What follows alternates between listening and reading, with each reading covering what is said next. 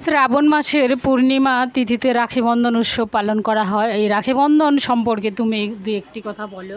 এই রাখি বন্ধন উৎসবে বোনেরা তাদের ভাইদের হাতে রাখি পরিয়ে তাদের জীবন সুরক্ষা দিত, অর্থাৎ সুরক্ষা থেকেই আসছে এই রাখি সুরক্ষা দিবস।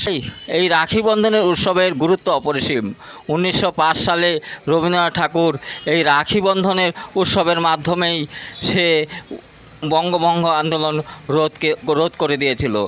এই রাখি বন্ধনের মাধ্যমেই আমরা ভ্রাতৃত্ব দিবস এবং সকলের বন্ধুবান্ধব সবার হাতে রাখি পরে আমরা সেই ভ্রাতৃত্ব বন্ধনের সূত্রে আবদ্ধ হব এবং আমাদের দেশকে এগিয়ে নিতে সাহায্য করে এই রাখি বন্ধন উৎসব। আমরা সকলে হিন্দু, মুসলমান, বৌদ্ধ, খ্রিস্টান সকলের হাতে রাখি পরিয়ে আমরা ভ্রাতৃত্ব দিবস পালন করব এই রাখি বন্ধনের উৎসবের মাধ্যমে।